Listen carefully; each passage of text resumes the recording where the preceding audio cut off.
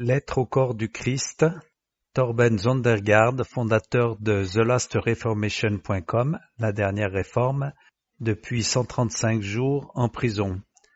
Chers frères et sœurs en Christ, j'écris cette lettre du bloc cellulaire 6B où je suis enfermé depuis 135 jours, loin de ma famille et de la vie que j'aime et qui me manque. Cela a vraiment changé ma vie à bien des égards, et j'ai hâte de partager tellement de choses avec vous tous quand je sortirai. Tout est vraiment fou dans cette situation, et je comprends que certains d'entre vous qui prient pour moi se demandent « Mais qu'est-ce qui se passe? Pourquoi Dieu ne le libère-t-il pas? Comment peut-il être enfermé tant de jours ?» Et peut-être que certains d'entre vous se sont même demandé comment peuvent-ils garder quelqu'un enfermé pendant si longtemps alors qu'il est innocent. Oui, je comprends vraiment comment ces pensées peuvent venir, et même si je n'ai commis aucun crime ni enfreint aucune loi, j'aimerais que vous vous rappeliez de notre Seigneur et Sauveur Jésus-Christ.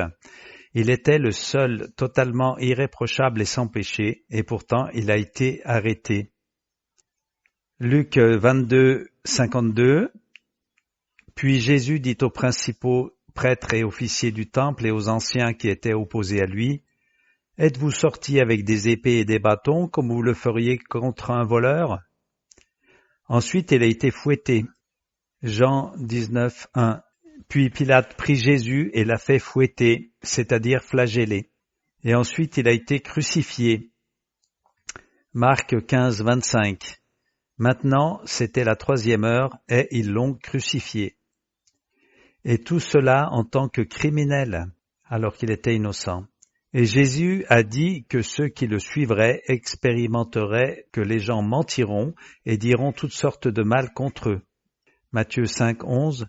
Béni sois-tu lorsqu'ils t'insulteront et te persécuteront et diront faussement toutes sortes de mal contre toi à cause de moi.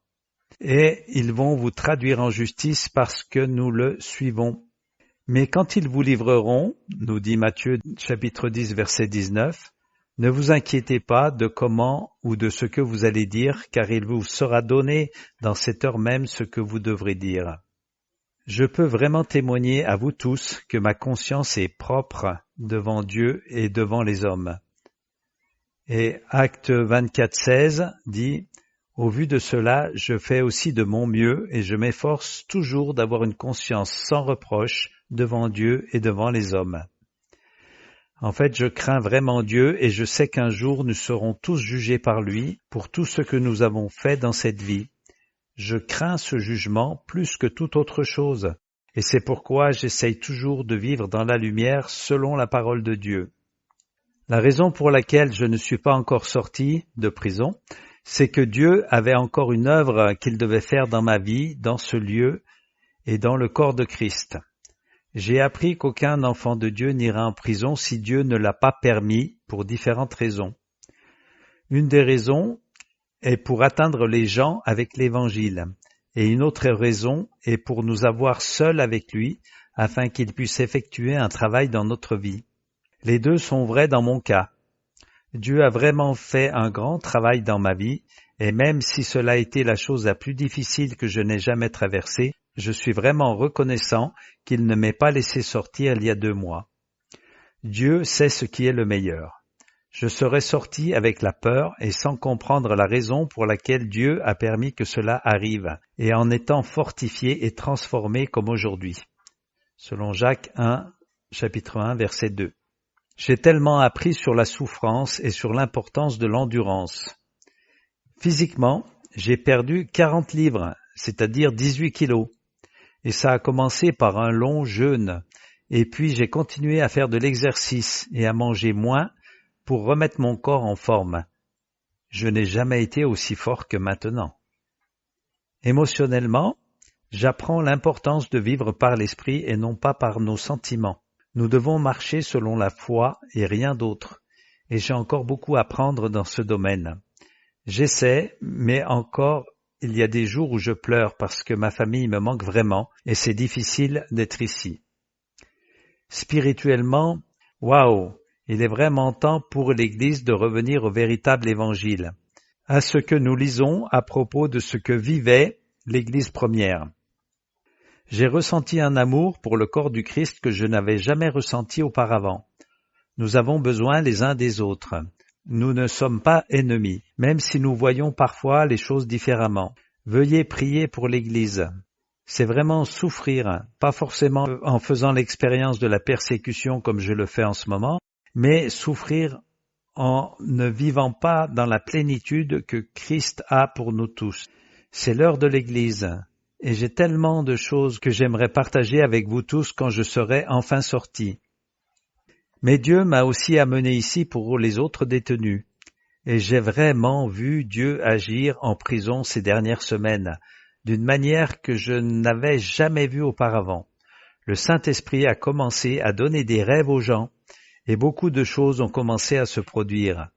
J'ai rassemblé tous les détenus, environ 20-25 personnes, car ici les gens vont et viennent souvent. 20-25 personnes pour enseigner tous les après-midi pendant 4 jours. Et puis j'ai trouvé 3 personnes qui parlaient anglais et qui ont changé de vie.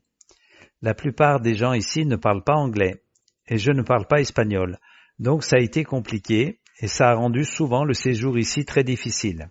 Mais ces 3-là ont eu leur vie transformée, et puis j'ai eu l'honneur de les former. Et avec eux, nous avons commencé 3 études bibliques en espagnol, et chaque après-midi, 18 personnes se rencontraient dans les cellules pour étudier la Bible. Et les gens ont commencé à se repentir, et nous avons vu encore plus de vies transformées. Oui, j'ai baptisé 2 détenus au cours des 4 derniers jours, et ça a été vraiment puissant. Un homme de 62 ans qui n'avait jamais été baptisé et savait très peu de choses sur Jésus. Mais un jour, il a eu un rêve, comme tant d'autres personnes, et il a rêvé comment un serpent noir venait à lui, et puis il a pris une pierre et a écrasé la tête du serpent. Quand il a appelé sa femme le lendemain, elle lui a dit qu'elle avait fait exactement le même rêve cette nuit-là. À travers ce rêve, je pouvais vraiment partager Jésus-Christ avec lui. Et il s'est repenti, a été baptisé et rempli du Saint-Esprit il y a quelques jours. C'était vraiment beau. Quand j'ai versé l'eau sur sa tête, entre parenthèses parce qu'en prison ils ne peuvent pas avoir un baptême par immersion, et prié pour lui, le Saint-Esprit est venu sur lui d'une manière puissante. Il est tombé et il a été délivré, il a été rempli du Saint-Esprit et il pleurait, louait Dieu, le remerciant pour cette nouvelle vie. Après, nous avons rassemblé tout le monde ici dans le dortoir, et il a partagé avec tout le monde ce qu'il venait de vivre. Oui, c'est ce que nous faisons à chaque fois que quelqu'un naît de nouveau. Nous rassemblons tout le monde et ensuite, ils partagent leur expérience avec les autres camarades détenus. Et tous voient comment les gens se transforment un par un, et c'est vraiment puissant. L'autre jour, 7 détenus sont venus pour notre enseignement sur le baptême, donc d'autres sont maintenant en chemin. Mais nous ne voulons pas seulement que les gens se convertissent. Jésus veut de vrais disciples. Ils doivent être prêts à se repentir et à suivre le Christ avec l'équipement complet. Si souvent nous faisons des compromis et nous rendons les choses trop faciles, et puis nous ne voyons pas la puissance transformatrice de l'Évangile. Beaucoup d'entre eux ici ont déjà essayé la religion, mais cela n'avait rien changé dans leur vie. Donc maintenant, ils ont besoin de toute la vérité et de rien d'autre. Toute l'atmosphère a été changée dans mon dortoir. Chaque après-midi, il y a des études bibliques en cours dans diverses cellules. Les gens lisent leur Bible pendant la journée et prient. Et le dimanche, nous rassemblons presque tout le monde pour le culte. C'est vraiment beau ce que Dieu fait. Je suis tellement reconnaissant d'avoir pu apporter l'Évangile de cette manière puissante. J'ai tellement d'autres témoignages à vous partager quand je sortirai, et nous croyons que c'est la prochaine chose que Dieu va faire, que nous verrons un miracle et que je sortirai bientôt pour être de nouveau avec ma famille. Il est temps pour moi de quitter cet endroit. Ça a été vraiment dur, et aussi pour ma famille, et ils ont vraiment besoin de moi maintenant. Je vois aussi que les gens ici sont capables de continuer le travail que Dieu a commencé. S'il vous plaît, restez unis avec nous dans la foi pour ce miracle et que la vérité soit enfin révélée à vous tous et que je puisse être libéré et rentrer à la maison pour être le mari et le père que je suis appelé à être. Veuillez prier pour que ce travail merveilleux continue ici et se propage au reste de l'Amérique. Nous en avons vraiment besoin. Nous sommes dans une guerre spirituelle et cela me dépasse. Il y a même des forces qui veulent me faire taire. Oui, pas seulement moi, mais tous ceux qui répandent l'Évangile et qui sont des disciples. C'est tellement plus grand qu'il n'y paraît à la surface, et l'ennemi a vraiment été très actif à me garder enfermé. Mais il ne réussira pas. Restons unis à ce sujet. Priez pour moi et pour que la vérité soit révélée. Priez pour l'Église, afin que cette renaissance que nous voyons ici se répande partout. Je crois vraiment que nous sommes au bord d'une expansion majeure du royaume de Dieu comme jamais auparavant, mais aussi que la persécution viendra sur le corps comme jamais auparavant. Sur notre site friendsoftorben.com, vous pouvez trouver plus d'informations à ce sujet et là aussi vous pourrez voir comment vous pouvez nous soutenir financièrement si vous vous sentez concerné. Je sais que beaucoup d'entre vous ont déjà donné et j'en suis vraiment reconnaissant. Mais comme cette affaire ne cesse de prendre de l'ampleur, les dépenses augmentent aussi.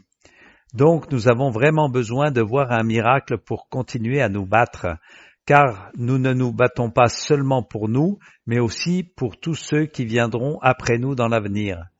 Veuillez aussi prier pour cela et rester unis avec nous en tout ça, et aussi pour que les personnes influentes bienveillantes acquièrent l'audace dont elles ont besoin pour se lever dans un moment comme celui-ci. Car le combat que nous menons est pour nous tous. Soyez forts, suivez le Christ complètement. Dieu veut faire tellement de choses plus grandes à travers nous tous. Amour et salutations à vous tous, au nom de Jésus, Torben Zondergaard.